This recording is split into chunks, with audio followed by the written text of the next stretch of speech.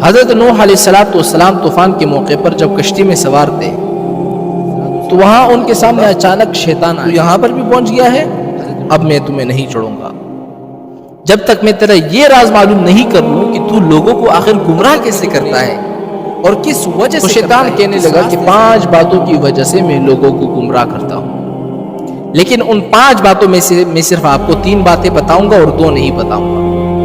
حضرت موسیٰ علیہ السلام کو اللہ کی طرف سے وحی آئی۔ کیا وحی آئی؟ وحی یہ آئی کہ اس مردود سے کہو کہ ہمیں 3 کی ضرورت نہیں ہے، ہمیں وہی 2 باتیں بتا دو جس کی وجہ سے تو لوگوں کو گمراہ کرتا ہے۔ حضرت نوح علیہ السلام نے کہا کہ مجھے ان 3 باتوں کی ضرورت نہیں ہے، مجھے وہ 2 باتیں بتا دو جس کی وجہ سے تو لوگوں کو گمراہ کرتا ہے۔ اب شیطان مجبور ہو گیا اور کہنے لگا کہ وہ 2 باتیں جس کی وجہ سے میں لوگوں کو گمراہ کرتا ہوں میں آپ کو نہیں بتانا چاہتا تھا، لیکن جب آپ نے پوچھا ہے اب سن لیجیے۔ ایک ہے حسد اور ایک ہے حرص۔ ان 2 باتوں کی وجہ سے میں لوگوں کو گمراہ کرتا ہوں۔ اور پھر شیطان کہنے لگا کہ حسد نے مجھے گرایا اور حرص نے حضرت آدم علیہ السلام کو گرایا۔ کیسے گرایا؟ اس لیے کہ جب آدم علیہ السلام کو اللہ تعالیٰ نے بنایا اور آدم علیہ السلام کو اللہ تعالیٰ نے علم عطا فرمائی، ان کی شان و شوکت کو فرشتوں کے سامنے ظاہر کر دیا، تو اللہ تعالیٰ نے فرشتوں کو حکم دیا کہ اس کو سجدہ کرو، تو پھر سارے فرشتے سجدے میں گر گئے۔ ابلیس کو تکبر نے روکا۔ تکبر کے بعد شیطان کے اندر حسد پیدا ہوا۔ حسد اس لیے پیدا ہوا کہ ان کی وجہ سے میں اللہ کی نگاہ میں گر گیا، اب کسی نہ کسی طرح میں آدم علیہ السلام کو بھی گراؤں گا۔ یہ ہے حسد۔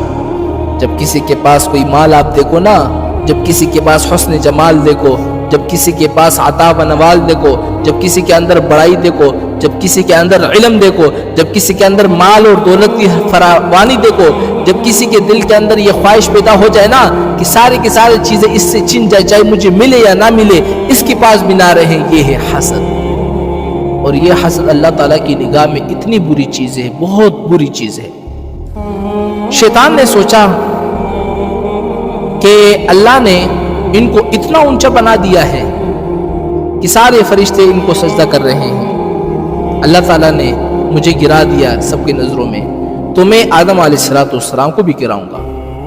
اس کے بعد شیطان جو ہے حسد میں مبتلا ہو گیا اور اس فکر میں لگ گیا کہ میں آدم علیہ السلام کو ذلیل کروں گا۔